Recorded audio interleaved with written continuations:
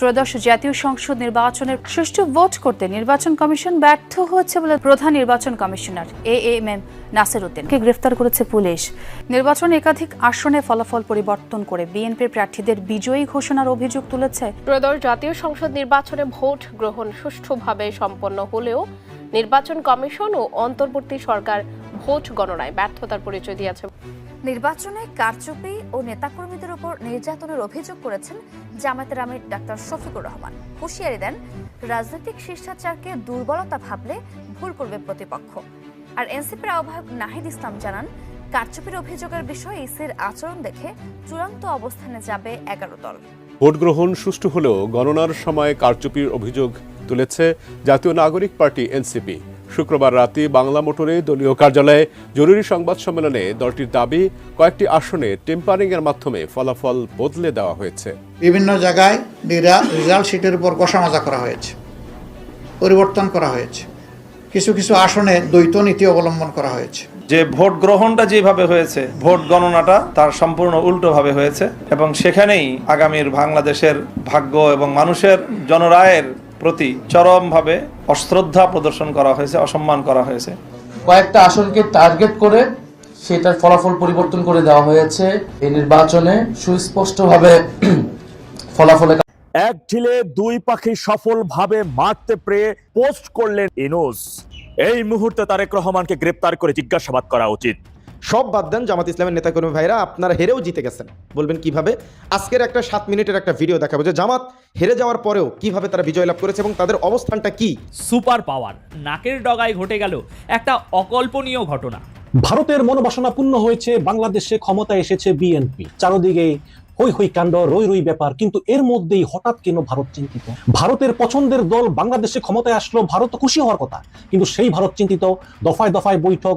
তবে আশার আলো কিন্তু আছে, আপনাদের জন্য বিরাট একটা সুসংবাদ আছে। এটা আপনার বিজয়, মহা বিজয়, এটা অসম্ভবের কিছুই নয়। হঠাৎ আজ প্রধান নির্বাচন কমিশনার এই নির্বাচন বাতিল করেন, 5 মাস পর আবারও নির্বাচন হবে ঘোষণা দেন। এদিকে এবার সারা দেশে বুট কারচুপি হওয়ার অভিযোগ পেয়ে প্রধান নির্বাচন কমিশনার নির্বাচন বাতিল ঘোষণা করেন। তারেক রহমানের কপাল পুড়ে নির্বাচন কমিশন চূড়ান্ত সিদ্ধান্ত ঘোষণা করে এই নির্বাচনকে কেন্দ্র করে সারা দেশের মধ্যেই বুট কারচুপি হয়েছিল। আজকে দেখলাম জুম্মার নামাজ শেষে মির্জা আব্বাস সাংবাদিকদের সামনে বলতেছে, নাসির উদ্দিন পাটোয়ারি এই আসনে এত ভোট পায় কিভাবে, সে হয়তো কারচুপি করছে। মানে সিরিয়াসলি? কিন্তু মাত্র 30 বছর বয়সী একটা ছেলের কাছে না কানি সুবানি খাওয়ার পর আপনার স্ত্রীকে দিয়ে ভোট কারচুপি করে জিতছেন, এখন এসে আবার বলতেছেন সেই নাকি কারচুপি কথা। তবে আশার আলো কিন্তু আছে, যদি একটু গভীরভাবে চিন্তা করেন তাহলে আপনাদের জন্য বিরাট একটা সুসংবাদ আছে। এখন এই যে জামাত ইসলাম হেরে গেল, এখন তাদের কি করা উচিত? তারা এখন এই বিষয়টাকে, এই সময়টাকে কিভাবে মোকাবেলা করবে বা কিভাবে ট্যাকেল দেবে? এবং মানুষ কিন্তু তাদেরকে ভোট দিয়েছে, এখন তাদের ভোটারদের প্রতি তাদের একটা দায়িত্ব আছে না? সেই দায়িত্বটা কি, কোন স্ট্র্যাটেজি এখন তারা গ্রহণ করলে তাদের জন্য ভালো হবে? 5 আগস্ট 2024 এর আগের কথা একটু চিন্তা করুন তো, কোথায় ছিল জামাতের অবস্থান? এই রাষ্ট্রের প্রতিটি অণু পরমাণু, প্রতিটি ধূলি, প্রতিটি কোণা চেয়েছে বিএনপি ক্ষমতায় আসুক। জামাত ইসলাম জনগণের ভোট পেয়েছে, প্রচুর ভোট পেয়েছে। তাদের জন্মের পরে 71টা আসন পাওয়া এটাই প্রথম। এটাকে আপনি যদি আপনার পরাজয় ভাবেন তাহলে ভুল করবেন। এটা আপনার বিজয়, মহা বিজয়। এই যে 71টা আসন, এটা জনগণ ভোট দেয়নি? অবশ্যই জনগণ ভোট দিয়েছে। আরো একটু পেলে ভালো হতো এবং এক্সপেকটেশনও ছিল আরো একটু পাওয়ার, কিন্তু সেখানে একটা কিছু হয়েছে। এখন এই আসনগুলো পাওয়ার পরে বা অনিয়ম হয়েছে, এইটার পরে এইটা ভেবে যদি বিএনপিকে সহযোগিতা না করে বা যারা সরকার গঠন করতে যাচ্ছে তাদেরকে যদি সহযোগিতা না করে আন্দোলনে যায়, তাহলে বলুন তো কি অবস্থা হবে জানেন? আন্দোলনে নামার সাথে সাথে এই রাষ্ট্রের যারা চায় নাই জামাত ক্ষমতায় আসুক, যারা এই রাষ্ট্রের যারা মনে করেছে যে জামাত ক্ষমতায় আসলে তাদের স্বার্থের চরম ব্যাঘাত ঘটবে। কেমন ব্যাঘাত ঘটবে আমি একটা উদাহরণ দিই। যে লোকটা রেল কোম্পানিতে চাকরি করে, ও তো রেল কোম্পানিতে চাকরি শুধু করে না, ও রেলের তেল বিক্রি করে খায় এবং ওর বেতনের পরেও ওর সন্তানকে যে ভালো একটা স্কুলে পাঠায়, সেই স্কুলে মনে করেন যে মাসে 40,000 টাকা তাকে বেতন দিতে হয়।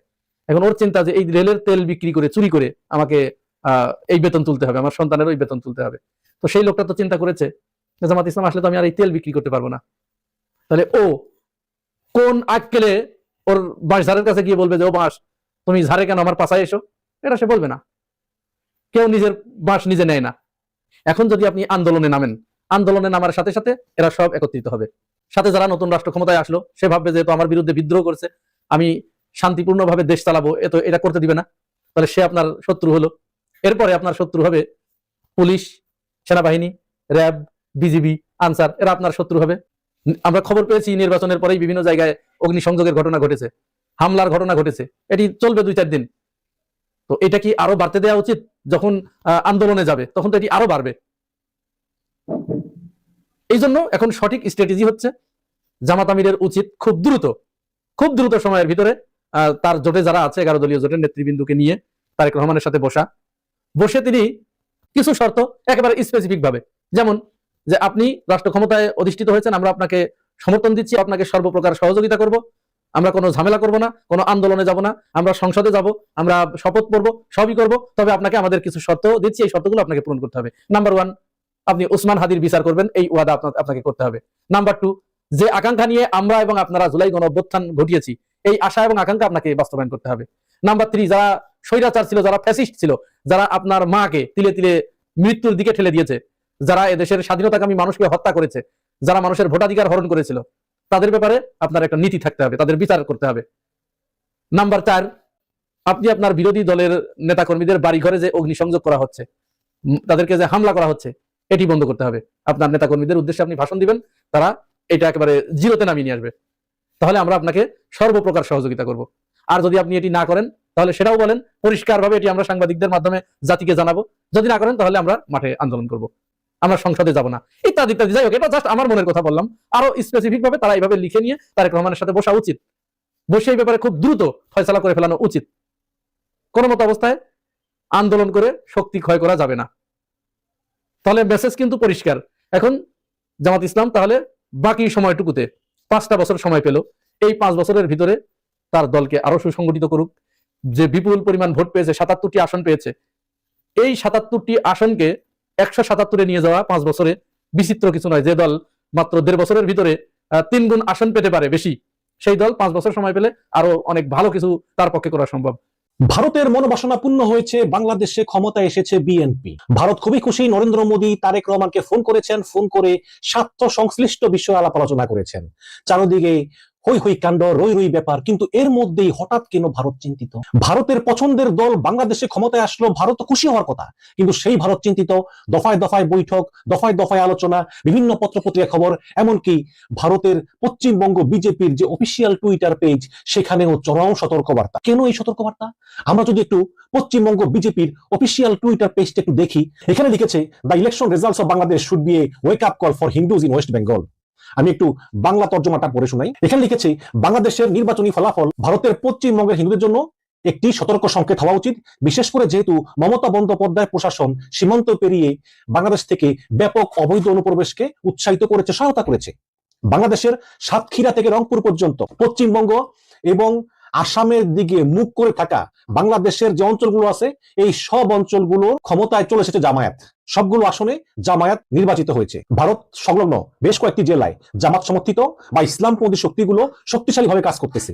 এমনকি বিএনপি সরকার গঠন করলেও বাংলাদেশের যে ভারতের পশ্চিম লাগোয়া সীমান্তগুলো, এগুলো সবটা এক নাগারে জামাত জয়লাভ করেছে। অবশ্যই জয়লাভ করবে, কারণ তোমরা ভারত সীমান্ত হত্যা করবা, অত্যাচার করবা, সীমান্তবাসী তো জানে তোমাদের অত্যাচারের কথা। এই কারণেই তারা আসলে জামাতকে ভোট দিয়েছে, এই ভারত বিদ্বেষী মনোভাবের কারণে। এবং তারা বলেছে, জামাতের এই উত্থান ভারত সহ্য করতে পারে না, করা উচিত নয়। প্রতিবেশী দেশগুলোতে নির্বাচনী ফলাফল প্রায়শই সীমান্ত অঞ্চলের রাজনৈতিক এবং সামাজিক পরিবেশকে পাল্টে দেয়, বিশেষ করে এই অঞ্চলে আদর্শিক সংহতকরণ এবং ইসলামী মৌলবাদের সম্ভাবনার কারণে। একই সময় পশ্চিমবঙ্গের নিরাপত্তা, সামাজিক সংহতি এবং শাসন রাজ্যের অভ্যন্তরে গৃহীত সিদ্ধান্তের উপর নির্ভর করে। তো আরো এরা বলে যে হিন্দু বাঙালিদের সতর্ক থাকতে হবে এবং সামনে নির্বাচনে পশ্চিমবঙ্গের মমতা বন্দ্যোপাধ্যায়কে পরাজিত করতে হবে। তার মানে হচ্ছে যে এই যেই ভারতের সীমান্ত লাগু অঞ্চলগুলোতে, বাংলাদেশের সাতক্ষীরা, খুলনা, এইসব জায়গায় যে জামাত জয়লাভ করেছে, এইটাকে পুঁজি করে, এই জুজুর ভয় দেখিয়ে পশ্চিমবঙ্গের হিন্দুদেরকে বলা হচ্ছে যে তোমরা মমতাকে ভোট দিও না। তোমরা যদি মমতাকে ভোট দাও, তাহলে এই যে ভারতের পশ্চিম সীমান্ত অঞ্চলের সব জায়গায় জামাত জিতলো। হ্যাঁ, শুধু তাই নয়, আবার ভারতের পশ্চিমবঙ্গের যে বিহার রাজ্যটা আছে, হ্যাঁ, সেই বিহার রাজ্যে ভারতের একটি ইসলামিক দল, তারা প্রায় 5টা আসনে জয়লাভ করেছে। তাহলে এই বিজেপি বলতেছে যে সেখানেও মৌলবাদের হাতছানি। আপনারা সবাই চিনেন আসাদুদ্দিন ওয়াইসিকে, তিনি ভারতের একজন বড় লিডার, সর্বভারতীয় মজলিস ই ইত্তেহাদুল মুসলিমিনের সভাপতি। তো এই মজলিস ইত্তেহাদুল সংক্ষেপে মিম, এই মিম পশ্চিমবঙ্গ এবং বিহার সীমান্তে 5টা রাজ্য জয়লাভ করেছে এবং তারা ইসলামিক রাজনীতি করে। এবং এই কারণেই ভারত সরকার এবং সরকারি দল বিজেপি খুবই চিন্তিত যে এই দেখো পশ্চিমবঙ্গের বাংলাদেশ সীমান্তে জামাতের মতো মৌলবাদের বিজয়, আবার এই বিহার সীমান্তে এই মিম একচেটি আসন পাচ্ছে। সুতরাং সব মিলিয়ে এই ভারতে মৌলবাদ বাড়তেছে। সুতরাং এখনই সময় মমতা বন্দ্যোপাধ্যায়কে সরিয়ে বিজেপিকে এই পশ্চিমবঙ্গের রাজ্য ক্ষমতায় বসানো। রায় যেটা হয়ে গেছে হয়ে গেছে, মানুষ বোঝা নিছে, বিএনপির জয় হয়েছে, রাজকুমারের জয় হয়েছে। কেন রাজকুমার বললাম? পজিটিভ অর্থে নিয়েন, সব কথা নেগেটিভ অর্থে নিবেন না। দেখেন, উনি তো রাজকুমারী, ওনার মা ছিল এ দেশের প্রধানমন্ত্রী 3 বার, ওনার বাবা এই দেশের প্রেসিডেন্ট ছিল, আর উনি দেখেন বিদেশ থেকে রাজকুমারের মতো আইসা জয় কইরা নিল। কখন আসছে? জাস্ট তফসিল ঘোষণার পর। এর আগে কিন্তু উনি আসে নাই, তফসিল ঘোষণা হয়েছে, আসছে, জয় করছে। এটা মাইনা নিতে কোনো অসুবিধা নাই। কিন্তু বড় প্রশ্ন একটা, এই যে 80টা আসন পাওয়া গেল, যাদের পাওয়ার কথা 20টা, 25টা, 22টা, 19টা, 3টাও পাইছে একটা সময়, তারা যে 80টা আসন পাওয়া গেল, এটা কিন্তু দুশ্চিন্তার একটা ব্যাপার। তাদেরকে তো থামাইতে হবে। আমাদের দেশের আগামীতে কি রাজনীতি? আমাদের আগামীতে একটাই রাজনীতি, ঠেকাইতে হবে জামাত ইসলামকে। এই জামাত ইসলাম আর শিবির গত 16-17 মাসে যে যন্ত্রণা দিছে, এত যন্ত্রণা তো শেখ হাসিনাও দেয় নাই গত 16-17 বছরে। এখন এই বয়ান সামনে চলে আসবে, লেখা রাখেন, 2 হাতে লিখতে পারেন, দুটোটাই সত্যি হবে। এবং দেখবেন আওয়ামী লীগের অফিসগুলো ওপেন হইতে থাকবে। রীতিমতো অলরেডি হয়ে গেছে, একটা আমার নিজের চোখে পড়ছে, যার জন্য বললাম যে সমস্ত আওয়ামী লীগের অফিস ওপেন হয়ে যাবে। এবং গুলিস্তানের যে অফিসটা, যেখানে ভাই হাগু মুতু কইরা ভইরা রাখছে, এটাও সুন্দর কইরা ধুইয়া মুছা রং টং কইরা নতুন চেয়ার টেবিল দিয়া উদ্বোধন হইতে যাচ্ছে খুব তাড়াতাড়ি। এবং এমনও দৃশ্য আপনি দেখতে পাবেন যে দৃশ্যটা আমরা বড়দিনে দেখতে পাইছি। হ্যাঁ, এই গত বছরের বড়দিনে 25 তারিখে দেখতে পাইছি, ঢাকা এয়ারপোর্ট থেকে 300 ফিট পর্যন্ত যেভাবে পুলিশ আর্মি দৌড়াইতেছিল বাসের সাথে সাথে, ঠিক তেমন আরেকটা দৃশ্য আপনারা দেখতে পাবেন। কারণ উনিও তো রাজকুমার, উনার নানা এই দেশ স্বাধীন করছে, উনার মা এই দেশ চালাইছে, উনি কি আসবে না? হ্যাঁ, ওনার আসার সময় হয়ে গেছে। এবং যারা পালায়া ছিল না, অনেকের নামই তো মামলা নাই, ভয়ে পালায়া চলে গেছে, তারাও কিন্তু বিছনাপত্র গুছায় ফেলাইতেছে। না, বিছনাপত্র না, দামি দামি যা কিছু মার্কেটিং করছে গত 17 মাসে সবকিছু গুছায় ফেলতেছে। ওনারাও ফেরত আসবে ইনশাআল্লাহ, চলে আসবে। কেন এতগুলো কথা বললাম? ওনাদের কেন আসার দরকার? এই জন্য আসার দরকার, জামাত ইসলামকে ঠেকাইবার জন্য আওয়ামী লীগকে সাথে লাগবেই। এটা আমার মুখের কথা না, বড় বড় নেতাদের মুখের কথা। জামাত ইসলামকে শিক্ষা দেওয়ার জন্য আওয়ামী লীগকে আবার ফিরায় আনতে হবে। আওয়ামী লীগ ফিরে আসবে, আওয়ামী লীগের সাথেই তো বন্ধুত্ব হয়েছে, এইটাই তো ছিল গভীর প্ল্যান। ওনাদের ভোটেই কিন্তু ওনারা জয়যুক্ত হয়েছে। গোপালগঞ্জের দিকে তাকান, 3টা আসন যেখানে শেখ হাসিনা এবং শেখ সেলিম এবং ওনাদেরই আত্মীয় স্বজনরাই পাশ করতো, ওই 3টা আসন থেকে বিএনপি পাশ করছে বিপুল ভোটে।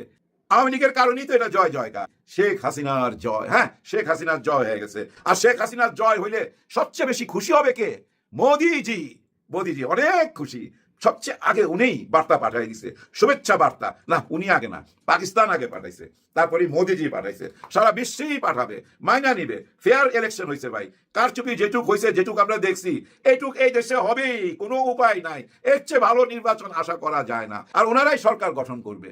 আর আমরা যারা জামাত ইসলামকে 11 দলকে সাপোর্ট করছি, মন যতই খারাপ থাকুক না ভাই, মাইনা নিতে হবে আমরা বিরোধী দলে। তবে একটা জিনিস খেয়াল করে দেখেন, 54 বছরে যতগুলা বিরোধী দল আসছে, এত বড় শক্তিশালী বিরোধী দল হয় নাই। এখানে 80 থেকে 81টা আসন নিয়ে বিরোধী দল, আর আগে ছিল কি 30 থেকে 35টা, এর মধ্যে 17-18টা থাকতো গৃহপালিত বিরোধী দল। এই বিরোধী দল আর ওই বিরোধী দল তো এক না, নিশ্চয়ই, তাই না? এটাও আমি মনে করি আল্লাহর একটা উপহার, এটা মাইনা নিতে হবে। সত্যটা মাইনা নিয়া জনগণের জন্য কি করা যায়, জনগণের সেবা কইরা কিভাবে মন জয় করা যায়, আগামী 5 বছর পর নির্বাচনে কিভাবে আবার মানুষের ভোট পাওয়া যায়, কোথায় ভুল ভ্রান্তি ছিল, সেই ভুল ভ্রান্তিগুলা বাইর কইরা দেশের পক্ষে থাকতে হবে। খামাখা কোনো কিছু বিরোধ করা যাবে না, অশান্তি করা যাবে না। অন্তত 3টা মাস, অর্থাৎ 100 দিন চুপচাপ দেখতে হবে কারণ এটা হচ্ছে হানিমুন পিরিয়ড, এই হানিমুন পিরিয়ডটাকে পার হইতে দিতে হবে। আর এই হানিমুন ডে গুলার মধ্যে দেখি না আর কয়টা অফিস উদ্বোধন হয়, আওয়ামী লীগের আর কয়টা অফিস উদ্বোধন হয়। আর এই উদ্বোধন করাটা ভাই আমাদের চোখে যত কিছুই চিন্তা করি না কেন, তাদের দৃষ্টিতে দেখেন এটা একটা নেক কাজ। কারণ তারা তো কথা দিছে যে ভাই আমরা পাশ করে আসলে তোদের ভোটটা খালি দে, পাশ করে আসলে তোদের অফিস উদ্বোধন করে দিতেছি এবং জয়কেও আমরা ফিরে আনু। জয় আর তারেক রহমান, সজীব ওয়াজেদ জয় আর তারেক রহমান দুজনের দ্বারা এই দেশের হাল ধরবে, কারণ তাদেরই তো এই দেশটা, তাই না? দেখেন জয়ের নানা দেশ স্বাধীন করছে, জয়ের মা এই দেশ চালাইছে। এখানে শহীদ প্রেসিডেন্টের ছেলে তারেক রহমান, প্রধানমন্ত্রীর ছেলে তারেক রহমান, ওনারাই তো। জয়ের পরে আসবে পুতুল, এখানে দেখেন তারেক রহমান সাহেবের পরে আসবে জাইমা রহমান, তাই না? এটাই তো সোজা অঙ্ক। এই দেশটা এইভাবেই তো চালায় আসতেছে, এটাই মাইনা নিতে হবে আমাদের। কারণ এই যে নির্বাচনে তো ভাই একটা জিনিস বোঝা গেছে, জনগণ এইটাই চায়। হ্যাঁ, জনগণ চায় আমাদের দেশে রাজা রানী থাকবে, আমরা তাদের প্রজা থাকবো, আমরা এইভাবেই দেশ চালাবো। আমাদের অসুবিধা কি? ওনারা যদি মাইনা নেয়, কিন্তু মাইনা নেওয়া যাবে না কোনটা জানেন? ওই যে আরেকজন আইসা যখন দুইজনে মিলা আবার ওই বয়ান তৈরি করবে, এরা রাজাকার আলবদর, এদের এই দেশে থাকার কোনো অধিকার নাই, এরা উগ্রবাদী, এরাই জঙ্গি, যেভাবে আগে বলতো ঠিক ওই একই বয়ান যদি আবার সামনে তুইলা ধরে, আমার মনে হয় ভুল রাজনীতি হয়ে যাবে। ভুল রাজনীতি, যে রাজনীতিটা শেখ হাসিনা করছিল, যে ভুলটা শেখ হাসিনা করছিল, ওই একই ভুল পথে হাইটেন না, ওই বিভাজনটা আইনেন না, ৭১-এর কার্ডটা ছিঁড়া ফিরা ফেলায় দেন, সবাইকে মিলা একসাথে নিয়ে দেশটা পরিচালনা করেন। জামাত বাংলাদেশের ক্ষমতায় না যাওয়াতে অনেকগুলো পজিটিভ দিক রয়েছে। বাংলাদেশের বা জাতির কি কি উপকার হলো সেটা বলি। প্রথমত, জামাত নেতৃত্বাধীন জোট যদি ক্ষমতায় যেত তাহলে ইসলাম বিদ্বেষী এবং ইসলাম বিরোধী যে শক্তি রয়েছে তারা ভয়ঙ্করভাবে বাংলাদেশকে, বাংলাদেশের মানুষকে এবং বাংলাদেশের যে সার্বভৌমত্ব এটাকে হুমকির সম্মুখীন করে রাখত এবং নানানভাবে এ দেশটাকে পৃথিবীর কাছে উগ্রবাদী, সন্ত্রাসবাদী এবং চরমপন্থী হিসেবে অ্যাড্রেস করে মানুষের কাছে একটা নেগেটিভ ইমেজ ক্রিয়েট করত। দ্বিতীয়ত, বাংলাদেশ যে মানুষের যে মনন বা মানুষের যে চর্চা, সেই প্র্যাকটিক্যাল দিক থেকে এখনো পর্যন্ত ইসলামপন্থী দলের জন্য উপযুক্ত নয়। সুতরাং বাংলাদেশ আরও কিছুটা সময় পেল, বাংলাদেশের মানুষ আরও ভালোভাবে ইসলামী রাজনীতি, ইসলামকে রাষ্ট্র ক্ষমতায় দেখার যে আকাঙ্ক্ষা সেটা কতটুকু বাস্তব, সেই সব কিছু হিসাব নিকেশ করে একটা সিদ্ধান্ত নেওয়ার সময় পেল। তৃতীয়ত, বাংলাদেশের মানুষ এখনো পর্যন্ত নারীদের প্রতি অনেক বেশি আমার ধারণা স্টেরিওটাইপ চিন্তাভাবনা রয়েছে দেশের সাধারণ মানুষের, এবং সেটার অনেক রিফ্লেকশন আমরা দেখতে পেয়েছি যে এবারে বাংলাদেশে জামাতকে অনেক মানুষ ভোট দিতে চেয়েছে যেন নারীরা বাহিরে ওপেনলি বের হতে না পারে। গ্রামগঞ্জে সাধারণত যে সকল পরিবারগুলো কনজারভেটিভ, যে সকল মানুষেরা কনজারভেটিভ এবং একেবারে প্রান্তিক মানুষদের মধ্যেও আপনি এই ধরনের চিন্তাভাবনা পাবেন যে জামাত ক্ষমতায় আসলে নারীদেরকে ঘরে রাখবে, সেই জন্য তারা ভোট দিয়েছে। সো এই যে একটা মানসিকতা, এটা থেকে মানুষ বেরিয়ে আসবে এবং বাংলাদেশ জামাত ইসলামীও নারীদের জন্য পর্যাপ্ত পরিমাণে তাদের যে নারীদের জন্য তাদের যে আকাঙ্ক্ষা, তাদের যে ভালোবাসা, তাদের যে সাপোর্ট, সেটাকেও দেখানোর সুযোগ পাবে। জামাত থেকে হয়তো নারী প্রার্থীও ভবিষ্যতে আসতে পারবে, যেহেতু এই মুহূর্তে জামাত নারী প্রার্থী দেওয়ার জন্য প্রস্তুত ছিল না। সো এটাও জাতিগতভাবে একটা উপকার হলো অনেক বড়। আর জামাতের কি কি উপকার হলো সেটা বলি। জামাত বিরোধী দলে তার যে লম্বা সময়ের অভিজ্ঞতা, সেই অভিজ্ঞতাটাকে কাজে লাগানোর সুযোগ পাবে। দ্বিতীয়ত, জামাত নিজেকে আরো বেশি পরিমাণে প্রস্তুত করতে পারবে এই দেশ, এই মাটি, এই মানুষের জন্য। কারণ গত 1 বছর 1.5 বছর শুধুমাত্র জামাত সুযোগ পেয়েছে তার কথাগুলোকে মানুষের কাছে পৌঁছানোর জন্য। তো সেই দিক থেকে জামাত নিজেকে প্রস্তুত করে নিতে পারবে। তৃতীয়ত,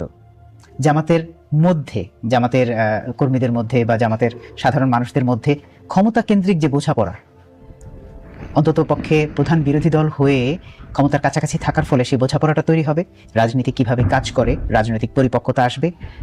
বিশেষ করে আমরা গত কিছুদিন ধরে দেখতে পেয়েছি যে নির্বাচনে জামাত হয়তো সাধারণ মানুষকে অনেকটাই কাছে টানতে পেরেছে, কিন্তু রাজনীতির যে খেলা, সেই খেলায় জামাত এখনো পাক্কা প্লেয়ার হয়ে উঠতে পারেনি। এটাও অনেক সময় আমরা হয়তো এইভাবে বলি যে এত ভালো মানুষের বা এত চ্যারিটেবল মাইন্ডের দল, যে তাদের পক্ষে রাজনীতির এই খেলায় জেতাটা খুব কঠিন, কিন্তু অন্তত 5 বছর বিরোধী দলে থেকে সে হয়তো নিজেকে এইভাবে প্রস্তুত করে নিতে পারবে। সর্বোপরি আমি এটাকে পজিটিভলি দেখি, এবং আমরা সাধারণভাবেই, বিশেষ করে যারা সোশ্যাল মিডিয়াতে অ্যাক্টিভ, তারা হয়তো এটাকে অনেকটাই আমরা বিশ্বাস করতে পারছি না, কিন্তু সাধারণত যারা মাঠে ময়দানে ছিলেন তারা অনেকেই জানেন যে জামাতের যে প্রস্তুতি ছিল এটা আসলে প্রধান বিরোধী দল হওয়ার মতো প্রস্তুতি। ক্ষমতায় যাওয়ার জন্য প্রচেষ্টা ছিল,